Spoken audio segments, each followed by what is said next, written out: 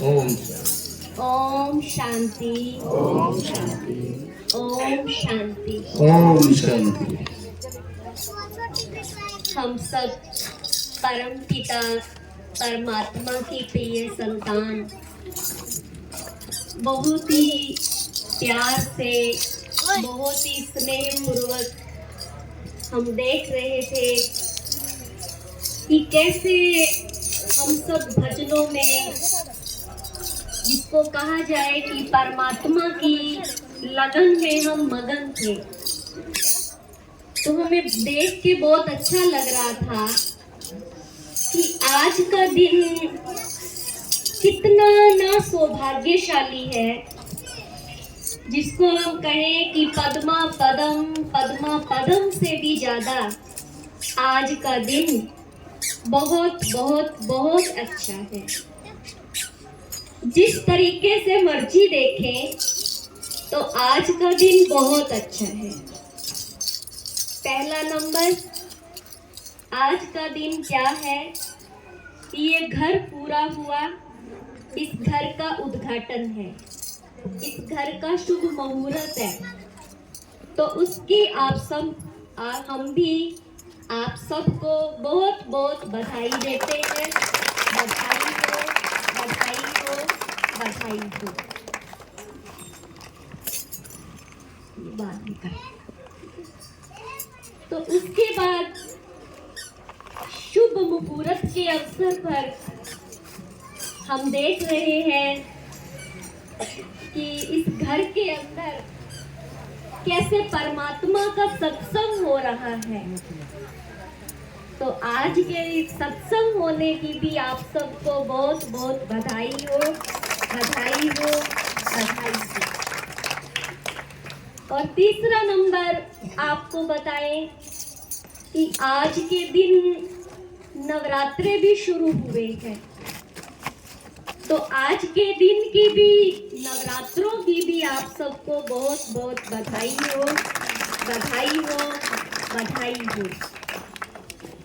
नवरात्रों की शुरुआत में हम सब देख रहे हैं कि ये घर बहुत भाग्यशाली है और सदा हमेशा के लिए ये सौभाग्यशाली रहेगा। इस घर के अंदर बहुत बढ़ोतरी होगी, बहुत अच्छा रहेगा, क्योंकि नवरात्रों की शुरुआत में ही भगवान का ये सत्संग हो रहा है। तो वैसे भी कहा जाता है जिस घर के अंदर सत्संग होता है वो घर महान हो जाता है, वो घर खुशियों से भर जाता है। जिस घर के अंदर इतनी पवित्र आत्माओं के कदम पड़ते हैं और पवित्र संत महात्माएं इस घर के अंदर विराजमान हैं और कितनी अपनी श्रद्धा भावना से भगवान का कैसे भजन कीर्तन कर रहे हैं, तो करने वाले भी और हम सब सुनने वाले भी बहुत बहुत भाग्यशाली आत्माएं हैं। क्योंकि कहते हैं कि एक घड़ी आधी घड़ी, आधी से भी आधी। अगर हमें सत्संग सुनने का थोड़ा सा मौका भी मिल जाए तो वो भी हमारे लिए बहुत बहुत अच्छा है।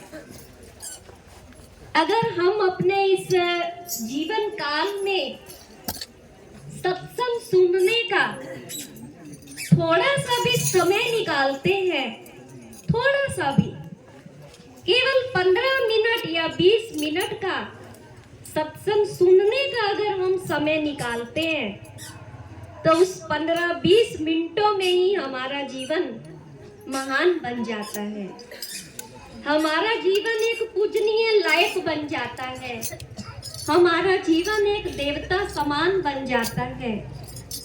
क्योंकि सत्संग के अंदर वो बातें बताई जाती हैं जिन बातों को हम घर में कभी सुनते नहीं हैं। घर में तो आप सब देखते हो, तेरा मेरी इधर उधर की बातें बहुत चलती हैं, लेकिन सत्संग के अंदर ये सब नहीं होता। सत्संग में भजन कीर्तन होता है या कुछ फिर भगवान की अच्छी अच्छी बातें बताई जाती है। जिन बातों को अगर हम अपने जीवन में अपनाएं, अपने जीवन में लागू करें और उन बातों को प्रैक्टिकल जीवन में लाएं, तो हमारा जीवन बहुत बहुत महान बन सकता है। जैसे कहते हैं, छोटी सी बात आपको बताते हैं कि एक बार एक बहुत बूढ़ी औरत थे, तो उसने अपने बेटे को पढ़ा लिखा के विदेश में भेज दिया नौकरी करने के लिए। तो 1 साल बीता, 2 साल बीते, तो जितना भी उस बुढ़िया के पास थोड़ा बहुत पैसा था, तो 2-3 सालों के अंदर वो खा पी के खत्म हो गया। जब कोई और कमाएंगे नहीं तो जो होगा तो वो पास में खत्म होगा ही। तो खत्म हो गया। तो खत्म होने के बाद वो बुढ़िया गली में भीख मांगने के लिए शुरू कर दिया उसने कि मेरे पास कुछ खाने के लिए नहीं है, तो मैं और क्या कर सकती हूँ, मुझसे और कोई काम तो होता नहीं, लेकिन मेरे लिए भीख मांगना ही ठीक है।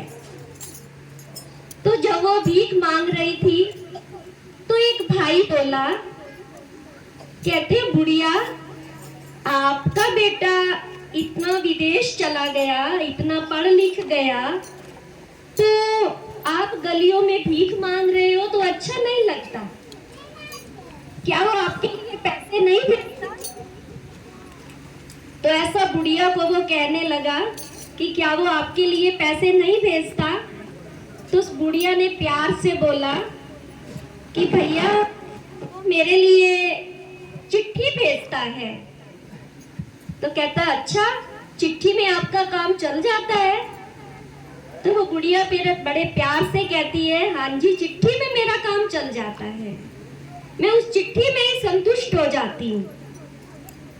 तो फिर वो बुढ़िया कहती है, हाँ पता नहीं, थोड़े बहुत रंगीन पेपर भी भेज देता है, तो उसको मैंने संभाल के रखा हुआ है, वो मैंने लाइन में लगा के रखे हुए हैं वो रंगीन पेपर। तो वो भाई सोचता है कि मैं एक दिन इस बुढ़िया के घर जाऊंगा, वो उन रंगीन पेपर को देख के आऊंगा कि वो क्या है। 4-5 दिनों के बाद वो भाई बुढ़िया के घर गया, तो उसने देखा तो वो पेपर नहीं थे बुढ़िया के लिए, तो वो पेपर ही थे, क्योंकि उसको पता नहीं था। लेकिन वो क्या था? वो ड्राफ्ट था। ड्राफ्ट आप समझते होंगे कि उससे पैसे निकलते हैं, कोई 10,000 का, कोई 20,000 का, कोई 30,000 का, ऐसे अलग अलग ड्राफ्ट थे। लेकिन उस भाई ने बोला कि आप तो कहते हो मेरा बेटा मेरे लिए पैसे नहीं भेजता, आपके बेटे ने तो आपके लिए इतने पैसे भेज रखे हैं। वो कहते हैं, मुझे पता नहीं है कि क्या इनसे पैसे निकलते हैं, मुझे पता नहीं है।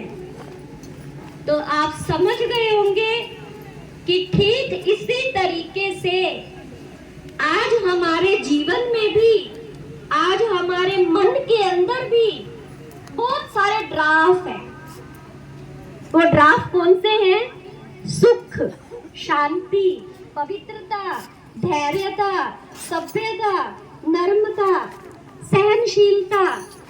तो ये आज हमारे अंदर ड्राफ्ट हैं। इन ड्राफ्ट को हम खोलते नहीं है और कहाँ जाते हैं? हम बाहर जाते हैं। सोचते हैं मैं किसी दोस्त के पास बैठ जाऊंगा, किसी सहेली के पास बैठ जाऊंगी, मुझे थोड़ी सी शांति मिल जाएगी। लेकिन क्या किसी के पास बैठने से शांति मिलती है?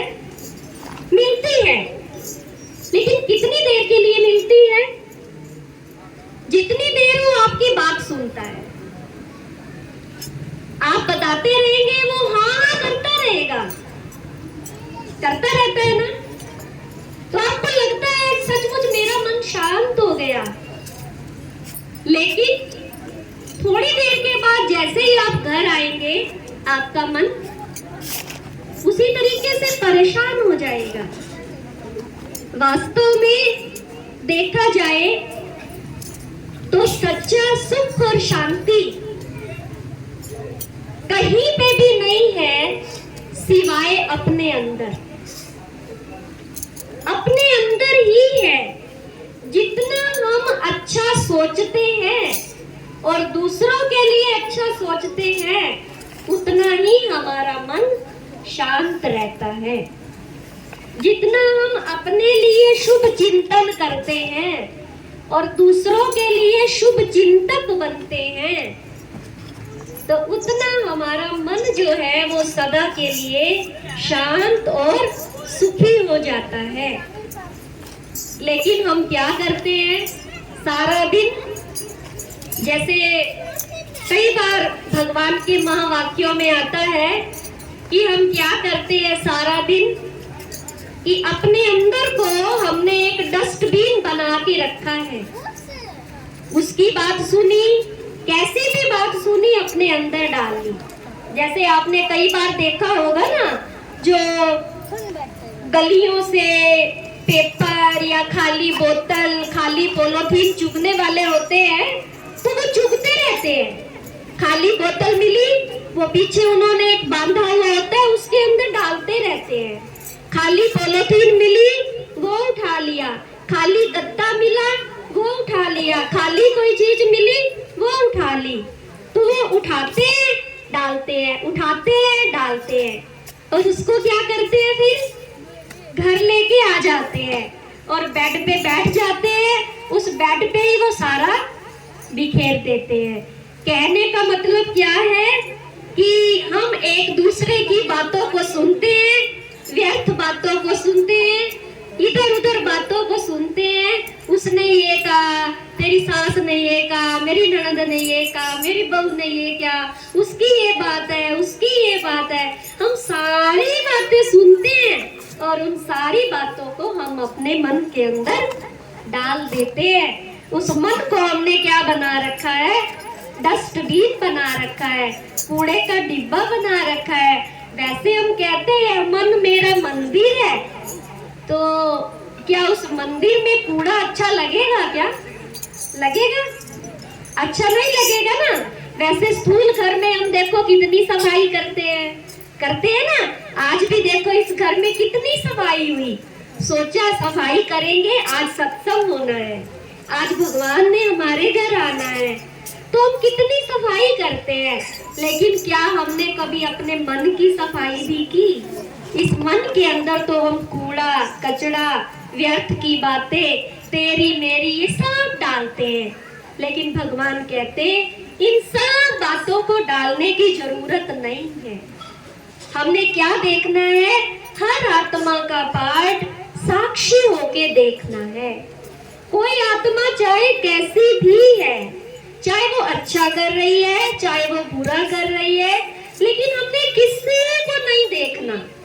हमने या तो भगवान को देखना है या अपने आप को देखना है। इंसान वो जो पहला नंबर भगवान को देखे, दूसरा नंबर अपने आप को देखे। अगर हम अपने आप को देखते हैं तो हमारा सहज ही जीवन परिवर्तन हो जाता है। जैसे ही हम सुबह उठते तो सुबह उठते ही भगवान कहते हैं आप और कुछ नहीं करो, सुबह उठते ही सिर्फ 3 गोली खा लो। कई बार हम डॉक्टर के पास जाते हैं तो क्या करते हैं, डॉक्टर लोग हमें दवाई देते हैं ना, दवाई देते हैं ना, ये तो आप समझते हो ना।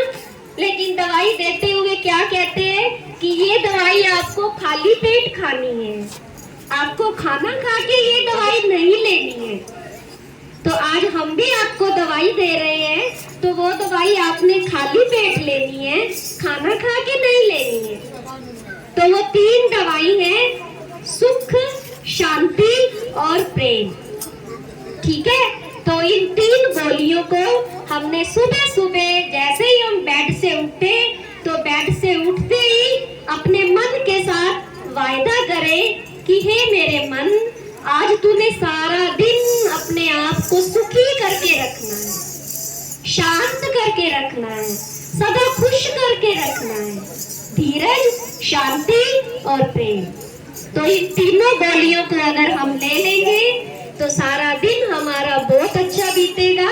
ऐसे भी अगर हमारा सारा दिन अच्छा बीते तो उसके लिए हम क्या कहते हैं कि आज पता नहीं सुबह सुबह बहुत अच्छे के मत्थे लगे थे जो हमारा सारा दिन बहुत अच्छा बीता, कहते हैं ना। और किसी ऐसे के सामने लग जाए, कोई शुरू से ही हमारे जीवन में हमारे दिन की शुरुआत में ऐसा आ जाए हमारा दिन व्यर्थ जाता है, तो उसके लिए हम क्या सोचते हैं, आज तो पता नहीं कौन सामने आया था सुबह सुबह जो आज का सारा दिन ही मेरा बेकार चला गया।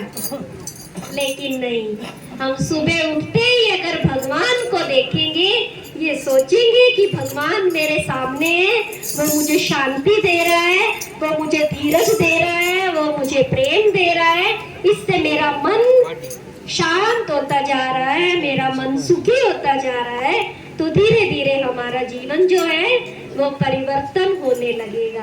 इन्हीं छोटी छोटी बातों से हमारा जीवन सहज ही परिवर्तन हो जाएगा और जिस लक्ष्य पे हम जाना चाहते हैं उस लक्ष्य पे हम पहुंच जाएंगे। इन्हीं शब्दों के साथ मैं अपनी वाणी को विराम देती हूँ। आप सबका भी बहुत बहुत धन्यवाद, जिन्होंने आपने थोड़ा सा समय दिया भगवान का ज्ञान सुनाने का। सुनने वालों का भी धन्यवाद और समय देने वालों का भी धन्यवाद। ओम शांति।